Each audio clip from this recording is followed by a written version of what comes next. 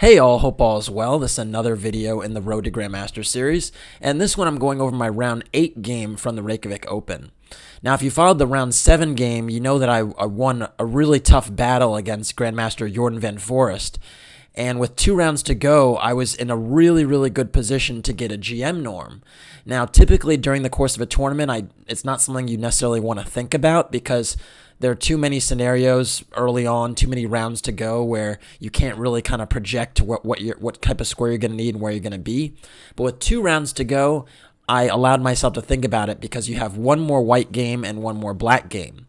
So I really wanted to figure out what my approach was going to be going into the last 2 rounds because, based on colors and all these different nuances. So my thought process was I was going to play for a win with the white pieces because that would be my best chance to get a full point. And I figured that if I got 1 point from the next 2 rounds, I figured it would clinch. And I thought that if I got a draw in round 8 and then I had to get another draw with black in round 9, that would be more difficult than just getting the win in round 8 and then playing a really strong player, a super high-rated player in round 9, and maybe even I can lose because I'd already had my average rating went up already so high. So basically, in short, I was kind of thinking that a win in round 8 would be the way to go.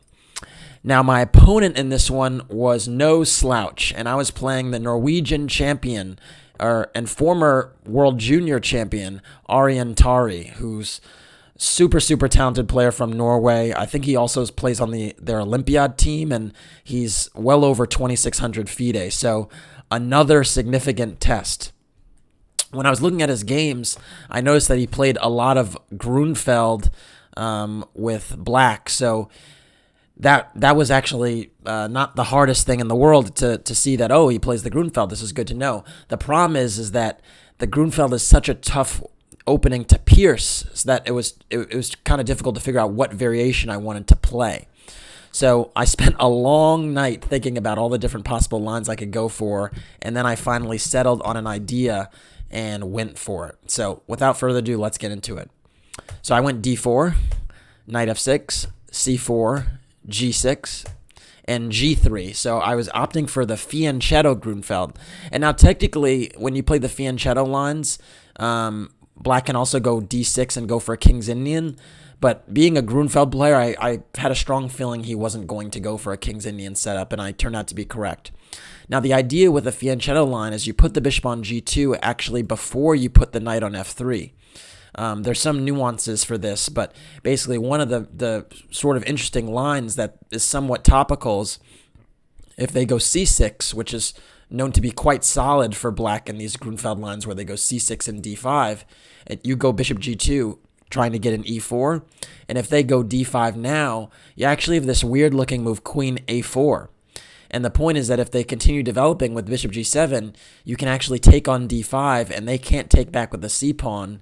They'd have to take back with the knight. So it's a little, it's a very small nuance, but it basically makes the position not completely symmetrical, which is one of the real problems when you're facing the c6 line of the Grunfeld, actually. So I was going for this move order to sort of potentially get that type of position. So anyways, after g3, he went bishop g7. He didn't go for the c6 line. And I went bishop g2, and then d5 was played. And the reason you play d5 now is because it's the last chance you can. If you castle now, I can go knight c3, and now there's no more d5 because I have 3 pieces on the square. So the Grunfeld player, as soon as that bishop comes to g2, that Grunfeld player is going to go for d5. So d5 was played, and now I'm kind of obliged to take. C takes d5, knight takes d5, and here there are a few different lines, but the line that I opted to go for is e4. And the idea here is that I'm trying to just, get good control of the center, and I don't want to trade any pieces to do it.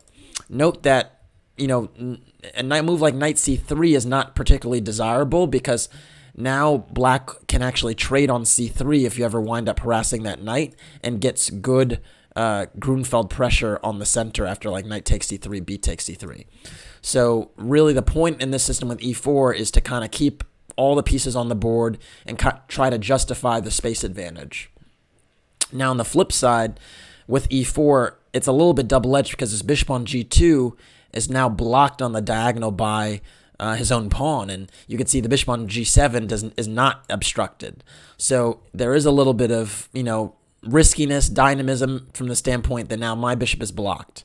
And on the flip side, now d4 is a little less secure because in many fianchetto lines, the pawn on e2 winds up going to e3 to reinforce the d4 pawn, and now that's not possible.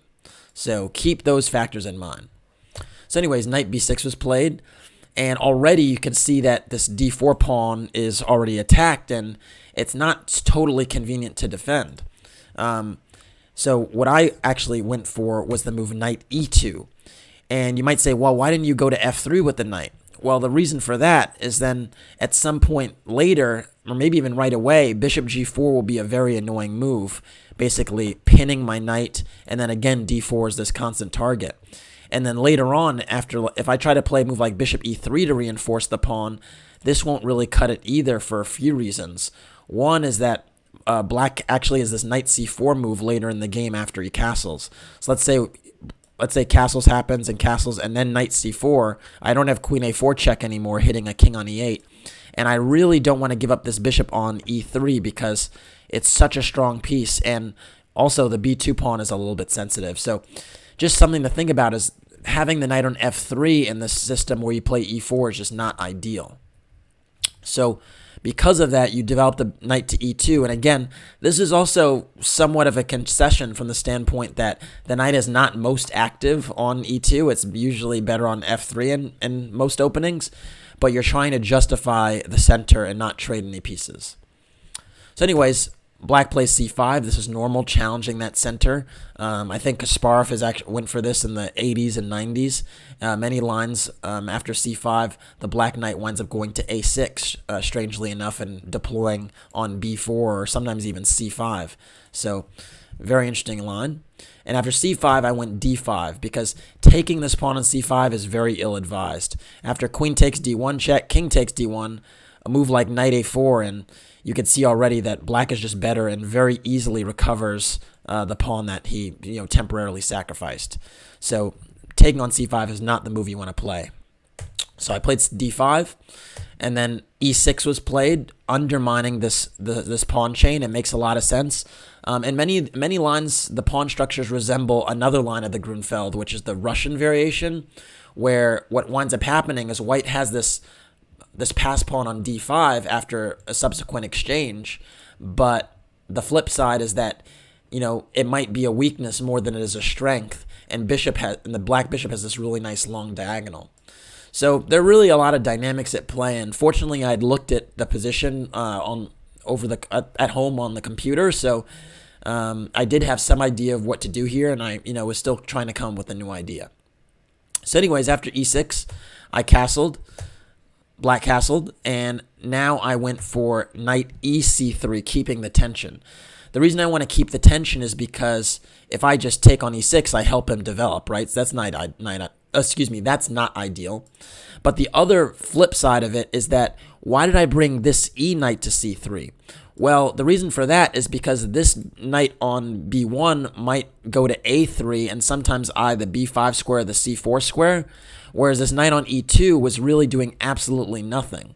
So my intention was to, put this knight here and have this other knight go somewhere else so that the knight wasn't stuck on e2. I will say that knight bc3, I feel like when I was looking at games in the online database, it seemed like this move was played a lot more. So already knight ec3 is a little bit original. So anyways, black has a decision to make here. Black can decide to continue developing with a move like knight a6 or something along those lines, or he can relieve the tension right away in the center. Both are valid lines. If you go e takes d5, I'm going to go e takes d5, and I have this pawn that maybe is a strength now, maybe it's a weakness later, who knows, but very dynamic position where I have this potential pass pawn, and both sides kind of continue to get along with their development. Black might go bishop f5, might go knight a6, so on. But instead of e takes d5, black went for knight a6. And knight a6 is another interesting move, just developing and keeping the tension in the center here, because neither side really wants to break that tension. If black breaks it, well, he kind of helps me a little bit, and if I break it, I help him develop his bishop. But this is actually is one of the critical positions of the game, because the question is, well, what do I do? Do I keep the tension or do I keep developing? And the computer was actually, suggesting, keep developing and not break the tension. But I found a very, very venomous idea that I looked at home, and I decided to give it a shot because it seemed very, very intriguing. And it wasn't the first line of the computer. I don't even think it was the second line of the computer. But I kind of have a penchant for playing original moves if I think they're going to be tricky and difficult to meet over the board. And the move that I played was d6. And d6 is a very, very interesting move because it's actually kind of a pawn sacrifice. If black, this pawn on d6 is only protected by the queen, so if black attacks it again, it probably is going to be lost. But the question is, how does black try to win that pawn?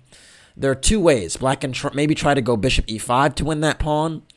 But in this case, I might consider a move like bishop f4 to reinforce. And maybe there's scenarios where I can get e5 in and get a protected passed pawn. There might even be situations where after bishop e5, I can just give up that pawn and keep developing and go like bishop h6, rook e8, and maybe knight a3. And I can argue that in your pursuit for this d pawn, you actually kind of fall behind in development, and some of these dark squares are a little bit weak. So bishop e5 is a very, very risky move to make. Another way to try to get that pawn is to go knight c4. And you can see again that the pawn on d6 is targeted twice, and I can't defend it again. But I had some ideas here about how to deal with this, and I felt confident that this wouldn't be such a big deal. I thought I'd have some compensation. I'll leave it at that, because maybe I'll use this idea again. In any case, it is a genuine pawn sacrifice, and because of that, white really kind of was the first to surprise, and black really had to decide, should I chase this pawn? How should I deal with this? And Aryan really went into the tank here and thought for like 20, 30 minutes trying to understand this position, which was clearly foreign to him. So the opening bit was a success for me. After his long thought process, after taking like 20, 30 minutes, he wound up playing e5, declining the pawn sacrifice. And even though this move is not approved by the computers, I actually think it's a fairly intelligent move, because basically what he's saying is, I don't want to go down your computer analysis. I'm not totally sure what's going on here. I'm going to try and play around the pawn and keep developing so as to not fall behind in development and kind of outplay you later. And of course, e5 is likely a move that I may or may not have looked at, because it's not one of the top choices. So that's something that actually happens a lot at the higher levels when you're faced with a novelty and you haven't looked at it, you don't know the consequences. Instead of going for the most principled lines, you go for something that's a little bit of a sideline of the main line, because it gets you off the beaten track and it gets them out of their preparation quickly. And so it's a very, very intelligent choice, and just a really good practical choice, because you have to be practical these days. So anyways, after e5, I actually went in the tank because I wasn't sure of how to respond. I knew it wasn't, the best move, because it wasn't something that the computer was looking at, but I had to figure out why it wasn't the best move, and I didn't find the most principled response. I went knight a3, which is, okay, but stay tuned for a few more moves. So after bishop e6, which was played, now I have a really, really critical opportunity to kind of break open the game a little bit, because if I just play very slowly and naturally with like bishop e3 and queen d2, he's going to go queen d7 and rook d8 and really try to put a lot of pressure on that pawn.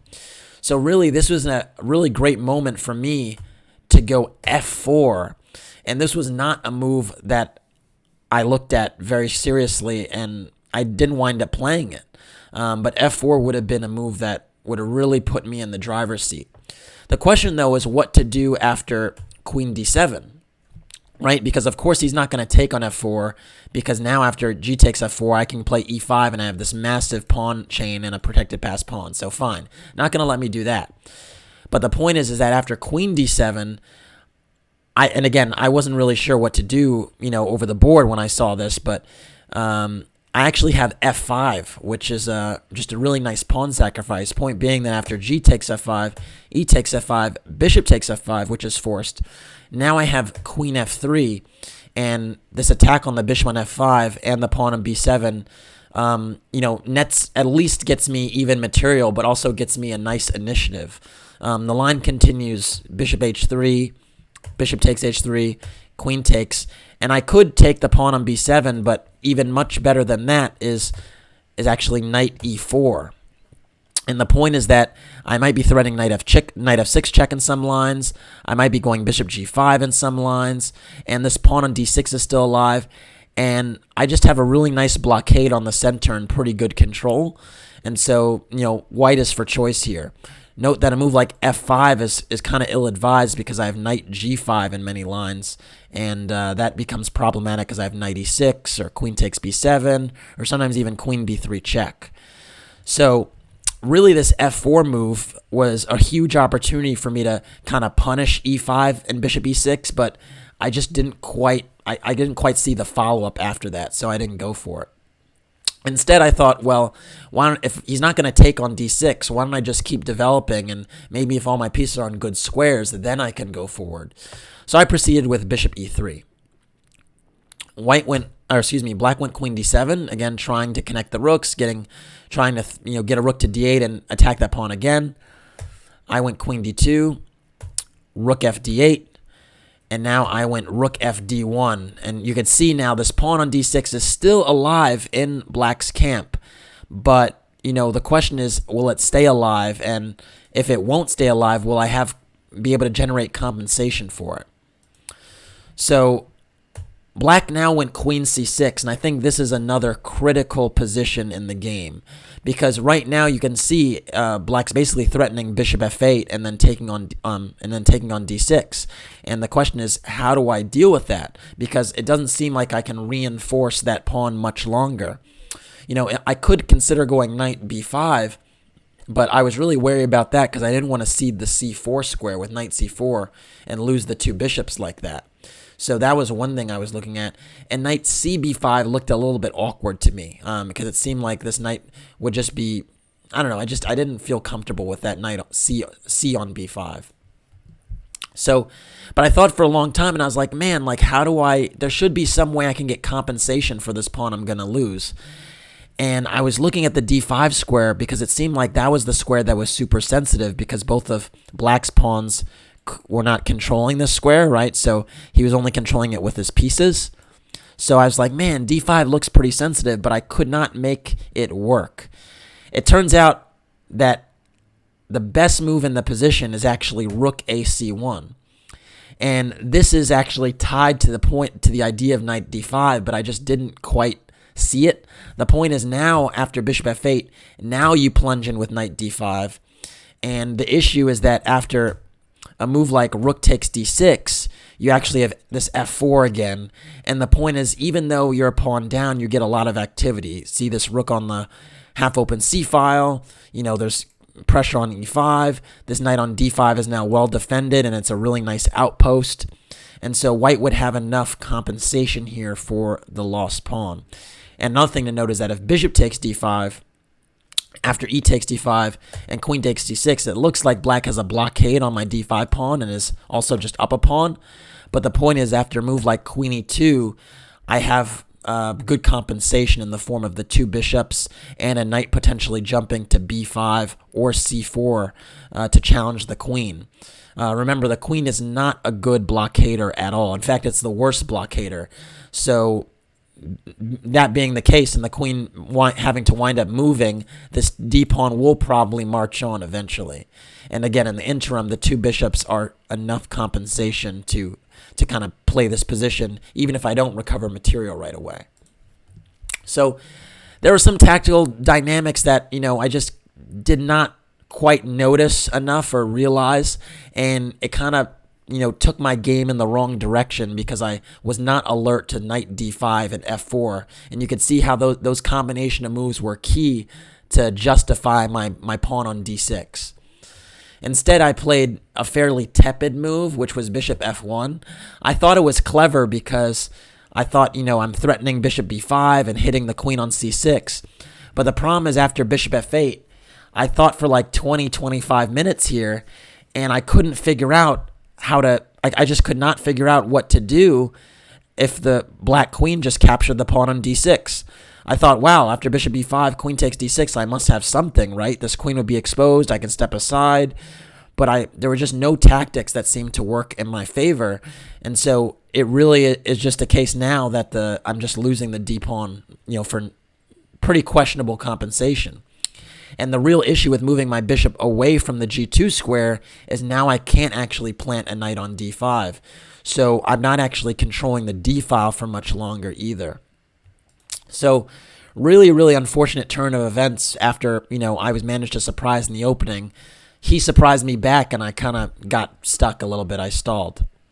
So anyways, I went bishop b5, because I figured that I need to try and go forward with the thing that I thought on the most anyway, because I spent like 25 minutes looking at bishop b5 lines, and so it felt like I should play that even though it might not be the best move because it was the thing I spent the most time on. I've seen many times where you spend all your time on one move or maybe a few lines, and then you look at another move for 2 minutes, and then you wind up playing that, but you haven't really thought it out too much. So I figured that sure, I was going to be worse, but at least I was going to be worse in the position I'd calculated. So anyways, queen takes d6 was played. And of course, I don't want to trade queens for nothing, so I went queen e2, hitting the queen on d6. And now, black played queen e7, and I'm just a pawn down, but I can recover it at the cost of the two bishops. And my thought process was, well, do I want to recover this pawn, or do I just want to play the position a pawn down? And I figured I should try to recover the pawn because even though I'm down the two bishops, his pawns will be split. So I thought I might have some counter chances there. Whereas if I do nothing, let's say I play a move like f3 and just sit tight. I thought black could actually consolidate quite quickly by playing a move like knight c7, hitting my bishop, and then starting to push me back. Another thing that worried me was there were some positions where I thought rook d4 might be a really strong move. Point being is, even though it's an exchange sacrifice, basically I'd have to give up this really nice dark squared bishop for it, and then after that I felt like the floodgates would open in terms of his pawns kind of, running havoc on my queen side and him getting a whole lot of activity, and my knight also being dislodged. So I was just really, really concerned about lines like this. So because of that, I decided, you know what, I'm going to recoup the material, and I played bishop takes a6, b takes a6, queen takes a6. And I did fully realize that going for this position, I was, worse. And the reason I'm worse is the two bishops, right? So not only does black have the bishop pair, but also I have very, very sensitive light squares around my king side because I've lost my fianchettoed bishop. So I really, really have to be careful. But in exchange for that, black's pawn structure is split, and I thought maybe that gives me some chances at counterplay. So anyways, bishop g4 is played. I think that's a good move, immediately taking advantage of my light squares and challenging for the file. I went rook takes d8. Rook takes d8. You might say, why'd you give up the file? Well, I was going to give it up anyway, so I thought I might as well try to trade a few pieces while I'm giving up the file. And I had a feeling that, if I traded a few more pieces, maybe his bishop pair wouldn't be as venomous because, again, these pawns could be targets on the queen side. But now I have to be, very careful because you can see my queen is way away from my king side, and a lot of times attacks tend to work when the queen strays too far from the king. So I wound up going knight c2. First, the reason I went knight c2 was to try and bring another piece towards the king side, but I was also eyeing this move queen f1 in a lot of positions, and I just didn't want to rush it. I thought that if I go queen f1 right away, it might give him the opportunity to go like bishop f3 in certain positions, and I thought my queen looks kind of silly here. So I wanted to be able to meet bishop f3 by playing knight e1 right away, challenging that bishop. So that's why I started with knight c2. So anyways, after knight c2, black went rook d7, and this move really surprised me, I must admit. I thought this was a mistake, because it just seemed a little bit slow. I understand the a7 pawn is hanging, and that was actually another reason why I kept the queen on a6, just to kind of tease that I'm eyeing that pawn. But in actual fact, I mean, I thought he should get on the king side, and the move that scared me was f5, because I didn't think I was ready for my king side to be opened up, and it also felt that if I lose this blockade on e4, I might have problems. So what's the idea here?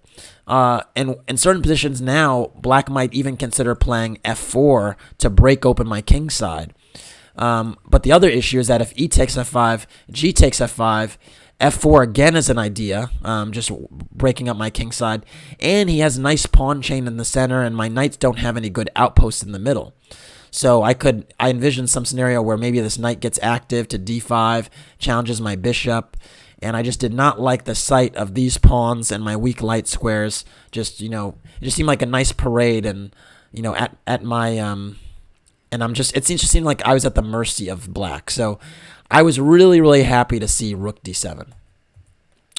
So anyways, after rook d7, I went queen f1 because I thought now he was actually giving me the time to get the setup I wanted. And the idea with queen f1 was to play f3 to hit this bishop on g4, kick it out, take control of some more light squares, and then maybe in some positions I could play queen f2 and eye the c5 pawn on f2. So I thought I was getting somewhere. Black now went bishop e6, retreating back, and I think this is a good move because it's hammering at my weak c4 square.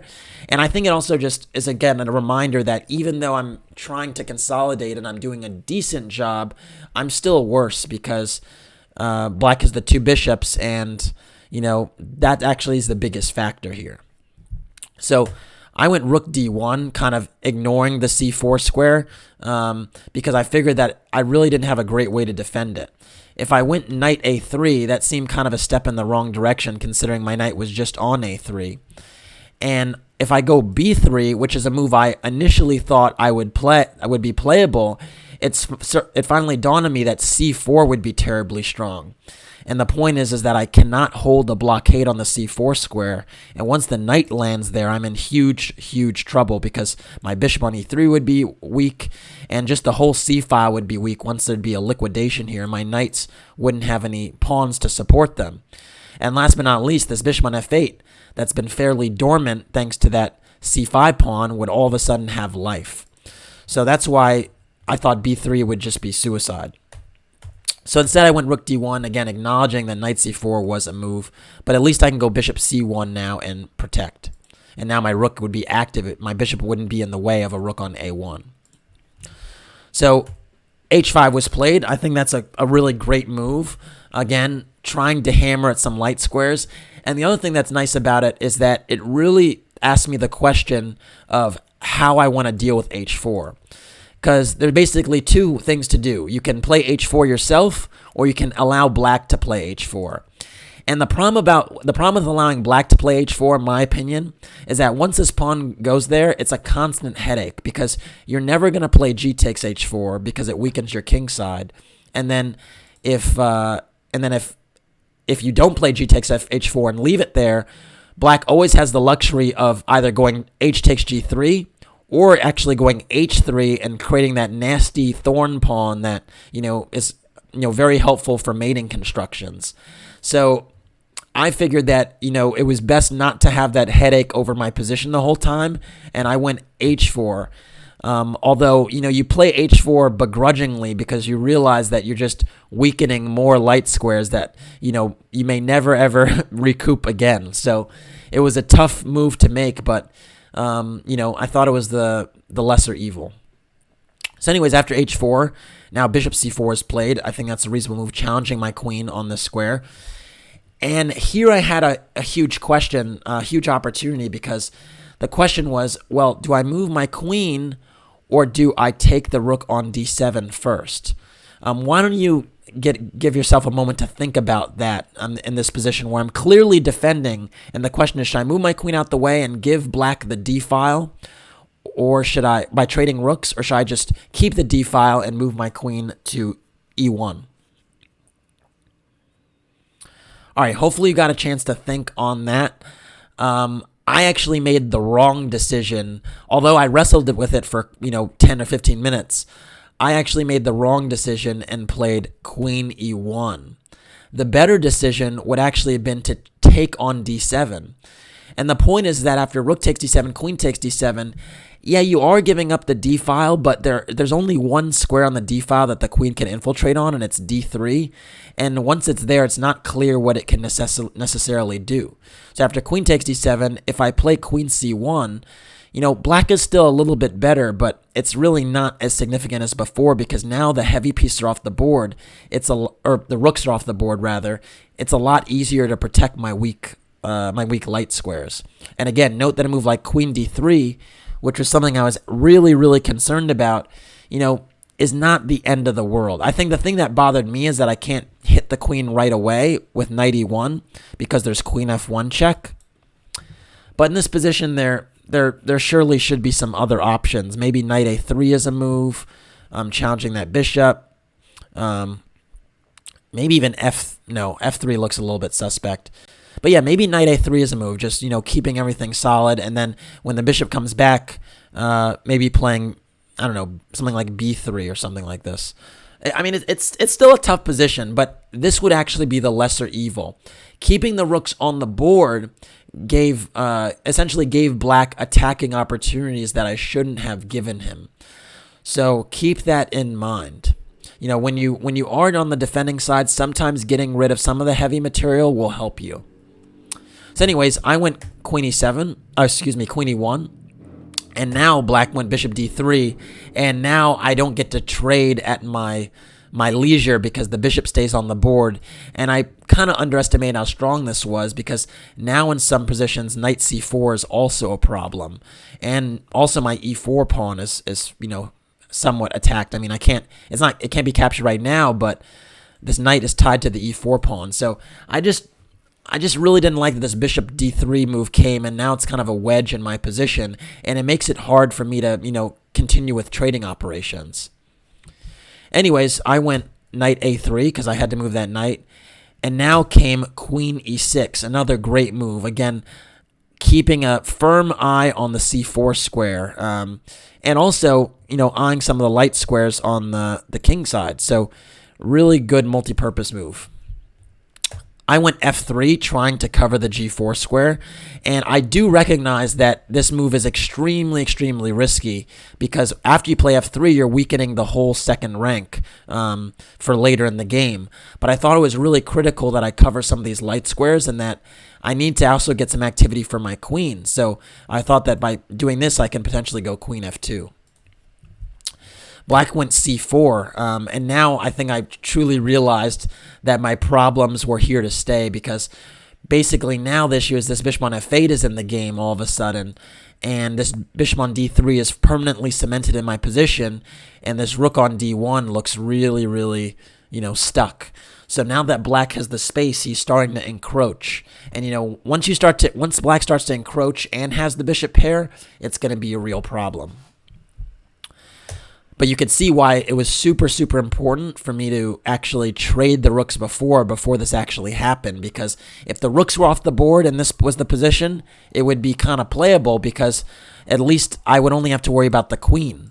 But in this position with the rooks on the board, you could see that my rook on d1 has way less mobility than his rook on d7. So that's a problem. Anyways, I went knight a b1, and the reason I did that is because I was already wary of bishop takes a3. Let's say I make a move like, let's say king g2. After bishop takes a3, b takes a3, I have double pawns here, and this c pawn is protected and passed. So I just thought this position in the long run would not be good for me. So I thought I'd have to at least preserve my structure on the queen side. After knight a b1, bishop b4 is played, really good move, and just pinning me in devastating fashion. I went king g2, at least trying to cover the h3 square and cover the f3 pawn. But you could see here, again, I'm just totally getting pinned up here. And now knight a4 came, which was a killer, because not only is he putting more pressure on c3, now this knight is also hitting b2. So it honestly looked now to me like I was close to lost, like my position was totally collapsing. And I think I found the only move here to keep the game going. So I'll give you a moment and try to figure out, how do you defend that b2 pawn?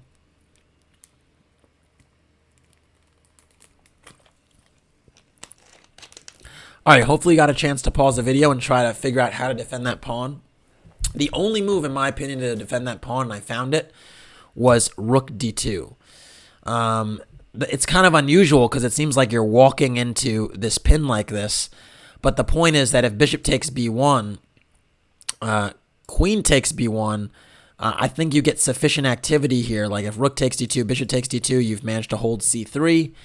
And if knight takes c3, b takes c3, bishop takes c3, there's rook takes d7, and, oh, excuse me, not rook takes d7, there's queen b8 check, and if king g7, there's actually bishop h6 check. And so I get some counterplay in these positions that I think make this not the easiest, task for black to win.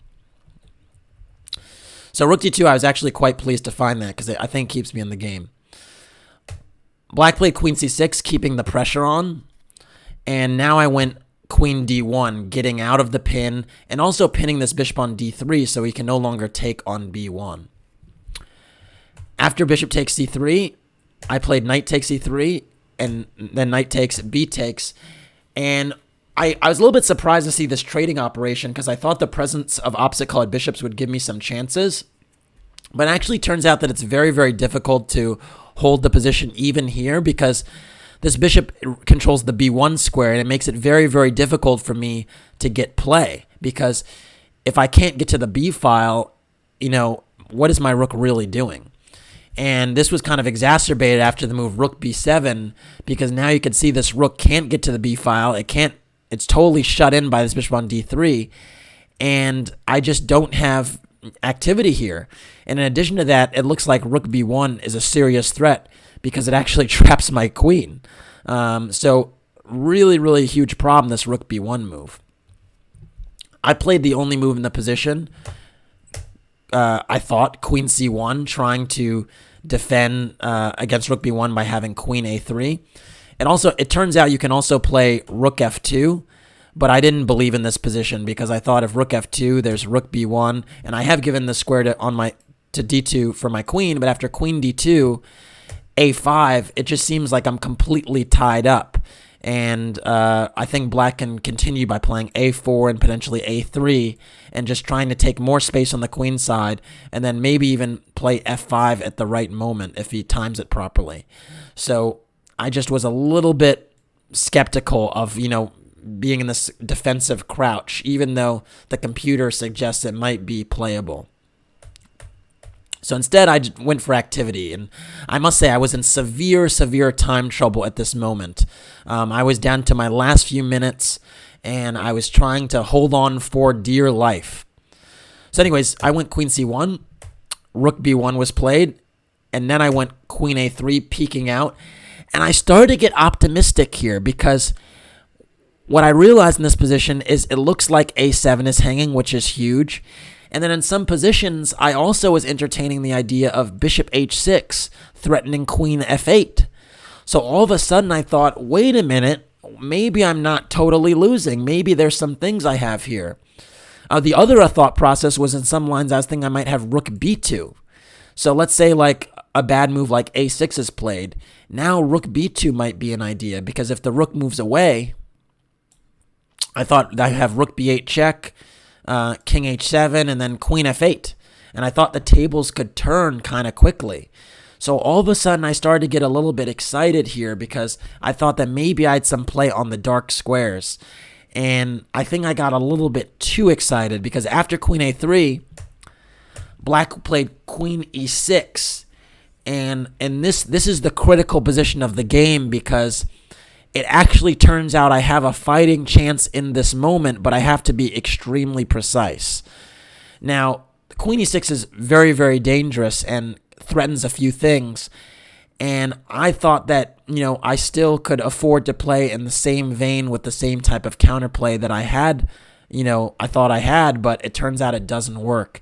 The move I went for in this position, based on some of the excitement in my head, was rook b2. But rook b2 loses on the spot. Instead, it would have been much better to play bishop h6. And this is the proper way, because now I'm actually threatening mate in 1 on f8, and black has to address that threat. And the point is that after this very tricky tactic, bishop f1, check, I can actually go king f2 and sort of slide by here and escape. Note that if there's no more effective checks, if black goes queen b6, I can go bishop e3 now. And even though I'm not threatening the queen f8 thing anymore, black's queen is sufficiently distracted from those light squares. And I also have some rook d8 ideas if the queen ever moves off this diagonal. So all of a sudden, white is totally fine. But after rook b2, I missed a very, very critical move, and I realized it as soon as I'd played it that I'd mishandled this one. So why don't you get a moment to pause the video and try to figure out how to win this. Black to play and win.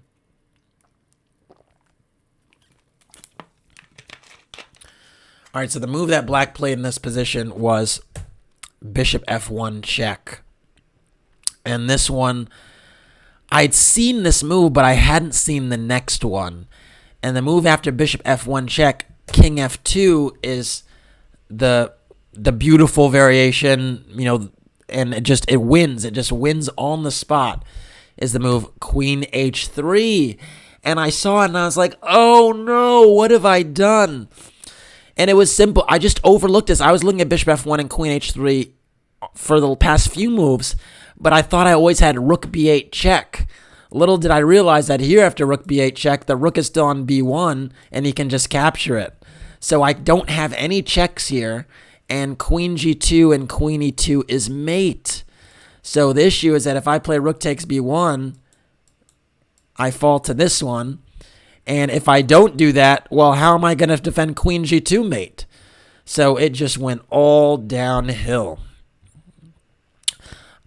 I was, honestly, I was shaking my head now. I was down to my last 40 seconds, and I was kind of distraught because it just was, such a turn of events, because I thought I'd been defending properly. And so I didn't actually resign in this moment. This was actually move 39. I was so close to getting an extra half an hour, making that time control move 40. So that was the other thing that really killed me, is I thought I'd been defending well, and then I didn't. So I just played to the control, and I went bishop c1. Which, allows me to fight for another move at least, because queen g2 isn't mate. And it does have a little bit of a trick. If you go rook takes c1, I actually can go rook b8 check now. And the point is that if you go king h7 to get out of this, I actually have rook h8 check. And the point is that here I would have a perpetual, funnily enough. So I played bishop c1 just to sort of see, because he was down to his last few minutes as well, but it's quite easy to see it. I mean, he's a 2600, so he's not going to miss a cheapo like that. And after bishop c1, he just went queen g2 check. And I went king e3, just making one more last move, getting my king out the way. But you can see now I don't even have, any bishop h6 ideas, so black now went queen g1 check, and this was move 40, and he'd made the time control, and I thought for a few minutes, but, we each had an extra half an hour now, and the writing was on the wall, because the only square I can go to with my king would be d2, and, now the queen comes into f2, and, it's just over. So actually, after queen g1, I resigned. Really, really tough game to lose, given that I'd gotten a fairly promising position out of the opening and I was the first one to surprise. Even tougher to lose because I'd managed to fight back from a worse position and defend reasonably well, but it was not enough. I used too much time while defending to actually give me a proper chance to, bring myself all the way back. So, I mean, that happens sometimes. I mean, when you're defending, you use a lot of time, and, that can hurt you later when you don't have enough time to make the next most important decision. So it is what it is, and yeah, it kind of hurt me. Unfortunately, with this loss, it actually turned out that it was not in my control anymore whether or not I could get a GM norm or not, because it really depended on my last round pairing. And so I was hoping against hope that I would be playing someone in the 9th round that would be really high rated, that would give me a chance to get the norm. And as opposed to if I'd won this game, I would have definitely played someone super high rated again, and it still would have been within my control. So anyways, there was one round to go after this one, and I just had to wait and see who I was going to play, what was their rating, how will it help my average rating, and, well, it was an interesting night of reflection. Anyways, that's it for this one. Thanks for watching. Please like and or subscribe to the channel, and if you want to support the Road to Grandmaster journey, please do so by making a donation in the PayPal link in the description below. Thanks. Take care.